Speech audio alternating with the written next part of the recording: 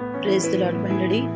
आजच्या दिवसाला परत परमेश्वराच्या पवित्र उपस्थितीमध्ये आपण येऊया आणि परमेश्वराने आजच्या दिवसासाठी आपल्यासाठी जे वचन बोललं ते आपण वचन आपल्या जीवनामध्ये ग्रहण करूया. कारण अनेक वेळा वचन आपल्या पावलांना आपल्या पावलांना दिवा आणि आपल्या मार्गाला मार्गदर्शक आहे, प्रकाश आहे आणि देवाचं वचनच आपल्यासाठी जीवन आहे. आज पेत्रही म्हटलं का, प्रभू तुझ्यापासून आम्ही दूर कुठे जाणार, जीवनाच्या गोष्टी तर तुझ्या जवळच आहे. तर हे जीवनाचे वचन जेव्हा सकाळी आपल्या परमेश्वर आपल्या जीवनामध्ये देतो तर त्या जीवनाची सुरुवात तो करतो. आपण सुद्धा परमेश्वराच्या उपस्थितीमध्ये येऊन या वचनाच्या प्रमाणे आपल्या जीवनामध्ये आपण पाहूया का प्रभू खरंच अशी परिस्थिती माझी तर नाही आहे. आपण प्रार्थना करू. धन्यवाद देते येशू राजा, आजच्या सकाळच्या समयाला देव बाप्पा प्रभू परत तुझं वचन घेऊन देव बाप्पा परमेश्वर बाप्पा येण्याची कृपाने दया मिळाली बाप्पा परमेश्वरा. प्रभू येशू तुझं वचन प्रभू जीवनाची भाकर आहे बाप्पा प्रभू, आणि भाकर तू आम्हाला प्रतिदिवशी पुरवतो, त्याबद्दल तुझे उपकार स्मरण करते बाप्पा. धन्यवाद देते प्रभू. हे वचन आम्हा सर्वांसाठी परमेश्वर आपण लाभदायक आणि देव बाप्पा जीवन देणारे बनू दे बाप्पा. जो कोणी ऐकल बाप्पा प्रभू या वचनाद्वारे आशीर्वादित होते बाप्पा. आमेन परमेश्वर. तर आपण पाहतो मत्याचा 27वा अध्याय आणि त्याचं 46 वचनमध्ये लिहिलेलं आहे. दुपारच्या प्रहरी, तिसऱ्या प्रहरी येशू ख्रिस्त ओरडून म्हणाला. आपण वचन वाचूया. लिहिलेलं आहे, आणि सुमारे तिसऱ्या प्रहरी येशू मोठ्याने आरोळी मारून बोलला, एलोही एलोही लमा सबतकतानी, म्हणजे माझ्या देवा तू माझा त्याग का केलास. हा खूप सुंदर प्रश्न परमेश्वराने येशूने विचारला आपल्या पित्याला, म्हणजे आपल्या परमेश्वराला. प्रथम वेळी तो आपल्या पित्याला देव म्हटला आणि तो म्हटला का, प्रभू तू मला माझ्या देवा तू मला का सोडून दिलं. त्याला कसं काय कळलं बरं का त्याच्या देवाने त्याला सोडलं. का क्रूस खांबावर जेव्हा तो होता तेव्हा त्याला पित्याची ती सहभागिता जी सदैव त्याच्या संगती असायची, त्या टायमाला जेव्हा तो जगाचं पाप उचलत होता तेव्हा ती सहभागिता तुटली. परमेश्वराची तुटलेला संबंध आपल्या जीवनाला माहिती आहे का, खूप त्रासदायक आणि खूप दुःखदायक आहे. आणि ही गोष्ट जेव्हा येशूला कळली तेव्हा त्यांनी सगळ्यात प्रथम स्वतःसाठी एक प्रार्थना केली का, हे देवा तू माझा त्याग का केला. आज आपल्या जीवनामध्ये आपण रोज पाहतो अनेक वेळा आपण देवाचा त्याग करतो. कधी अनेक वेळा परमेश्वर सुद्धा तुमच्या आणि माझ्या थोडा दूर चालला जातो. ते केव्हा माहिती पडतं, जेव्हा तुम्ही आणि मी निराशेमध्ये जातो. तुम्ही आणि मी जेव्हा वचन तुमच्यापासून आणि माझ्यापासून दूर जातं तेव्हा जरूर आपण परमेश्वराच्या पासून दूर जातो.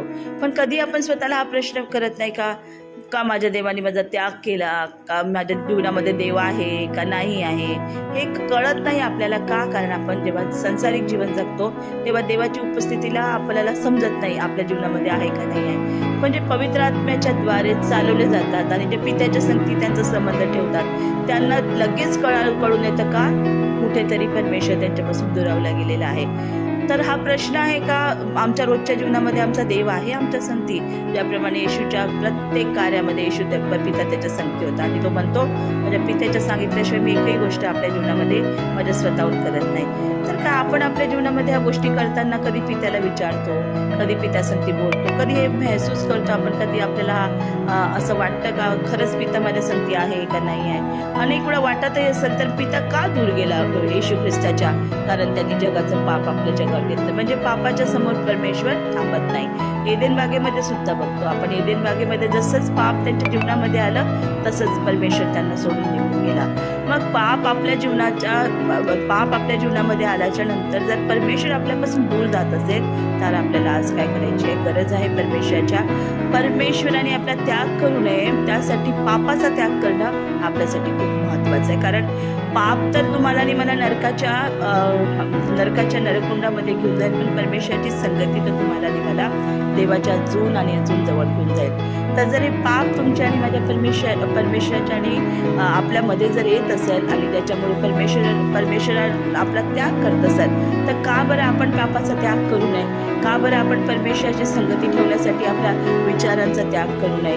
का बरं ज्याप्रमाणे अब्राहमाने विश्वासासाठी आपल्या लेकराचा त्याग करण्यासाठी तो तयार झाला, त्याचं बलिदान करण्यासाठी तयार झाला. मग मोशे करू शकतो, मग येशू ख्रिस्ताला सुद्धा त्या पापाचा तुमच्या आणि माझ्या पापाचं ओझं उचलण्यासाठी आपल्या पुत्राचा परमेश्वराला त्याग करावा लागला. येशूला सुद्धा परमेश्वराची जे सहभागिता तुटली, आपल्या पित्याची पहिल्या वेळा त्याचा संबंध तुटला. त्या सगळ्या गोष्टी आपल्या जीवनामध्ये आपल्याला विचार करण्याची गरज आहे. कारण आपण जोपर्यंत वचनावर आपण बोलत नाही परमेश्वराच्या संगती का प्रभू असं का होत आहे माझ्या जीवनामध्ये, असं का मला प्रत्येक ठिकाणी सक्सेस भेटत नाही आहे, का मी प्रत्येक ठिकाणी फेलियर आहे, का मला निराशा येते, का असं हे का होतं माहिती आहे का? जेव्हा परमेश्वर तुमच्यापासून आणि माझ्यापासून दूर राहतो आणि तो तर त्याग करत नाही, पण अनेक वेळा आपण त्याग करतो. पण जर परमेश्वराने आज तुमचा आणि माझा त्याग केला असता तर आज आपण आपल्या देवाला म्हणू शकतो, प्रभू माझ्या पापामुळे जर माझा त्याग होत असेल तर मी पापाचा त्याग करतो. तर पापाचा त्याग आपल्या जीवनातून करणं खूप गरजेचं आहे. कारण जोपर्यंत पाप आहे तोपर्यंत परमेश्वर आपल्या जीवनामध्ये येऊ शकत नाही. कारण परमेश्वर खूप पवित्र पवित्र पवित्र आहे आणि त्या पवित्र परमेश्वराच्या जवळ जात असताना आपल्याला सुद्धा आपल्या स्वतःला पवित्र करून घेऊन जाण्याची गरज आहे.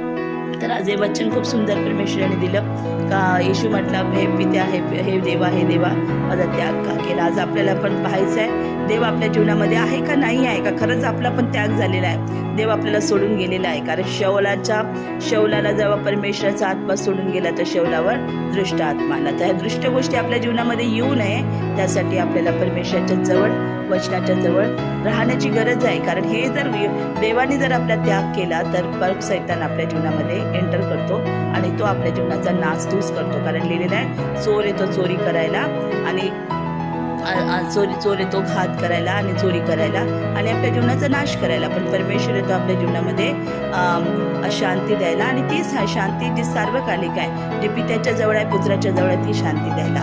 मग या शांतीमध्ये जीवन जगायचं असेल तर आपल्याला पापाचा त्याग करण्याची गरज आहे. कारण पापाचा त्याग जर नाही केला तर कदाचित परमेश्वर आपला त्याग केला तर मग आपण कुठे जाणार, मग आपल्याला कोणी वाचू शकणार नाही.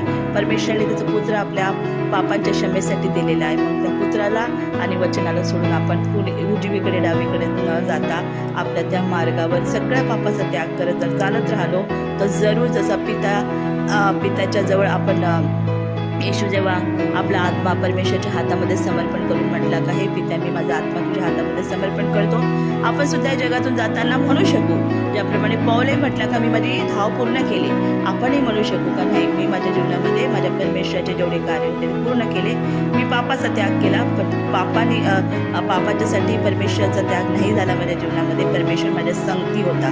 जाताना सुद्धा आपल्याला एक गौरवी कृपा लाभेल. म्हणून परमेश्वराच्या लोकांना आज तुम्हाला आणि मला गरज आहे पापाचा त्याग करण्याची. कारण जोपर्यंत पाप आणि जीवनामध्ये आहे तोपर्यंत येशू परमेश्वर आपल्या जीवनामध्ये निरंतर राहू शकत नाही. कारण